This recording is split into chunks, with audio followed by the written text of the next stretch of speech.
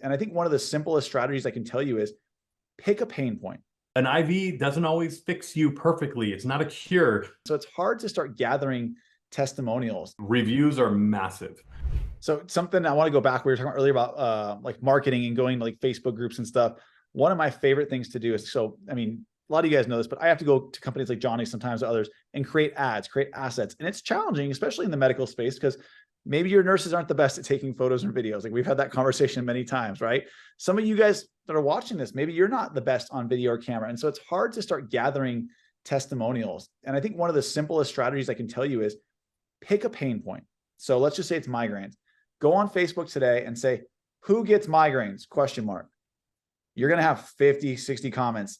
Engage a little bit in the comments, ask one or two questions, and then reach out to every one of those people and say, hey, the next time you get a migraine, hit me up. I'll come out there. I'll give you half off. I just need a testimonial. And you'll have 10 testimonials for migraines, and do the same thing. Whatever you, I'm going to be very careful. I said, whatever you like to treat, whether it's like autoimmune. I know a lot of people love IV for autoimmune. Some people don't. I don't want to get into that. You know, whether it's hangovers, but if you did that, you'll still make some money.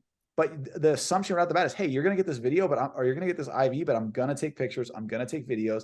And now imagine if I go to your website, and just as how Jonny's company is, and I want to, you know, see about it. And you got 10 people who've had reviews doing exactly what I wanted. I'm going to go that way, versus a lot of you guys. And I see this because I do consults.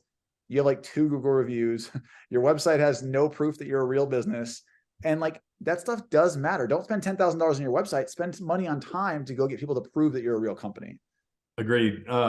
Reviews are massive, and people will, I mean, for instance, like if you're going to check out a plumbing company again, you're going to look at those reviews. You're having somebody come to your house to do a medical service. You look at reviews, and we have very, very good reviews. And the ones that we do get, because we do get complaints. There's people that, you know, had way too much of a miscalculation of adult beverages.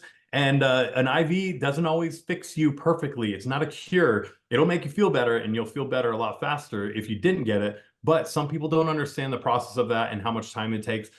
So they'll do a bad review. They'll give you a 3-star because, you know, the provider was fantastic, but the actual product didn't work in their minds.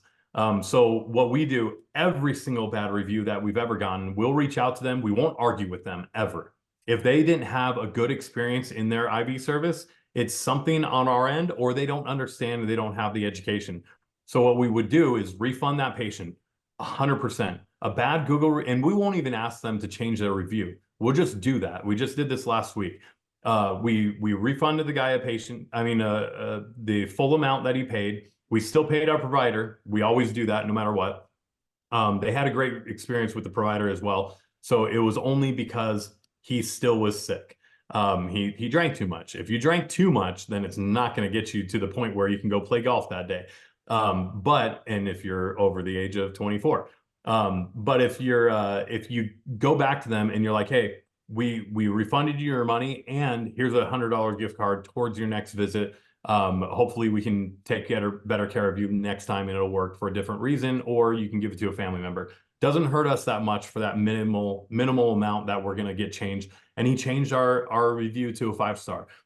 We have thousands of 5-star reviews and very, very minimal lower stars. Sometimes it's because we couldn't even cover the people. That's one thing that we can't really combat. You know, we can explain all day, hey, we're part of a pandemic right now. We're in a pandemic right now. There's a lot of people that need help. We're really sorry. Everybody's booked out. We're trying to get you covered somewhere else, and they'll still give you a bad review. Can't control those. But the more good reviews you have, the better. And the more, if you have 500 5-star reviews and 2 1-star reviews, you're still going to have a 5-star review because it's closer to that 5.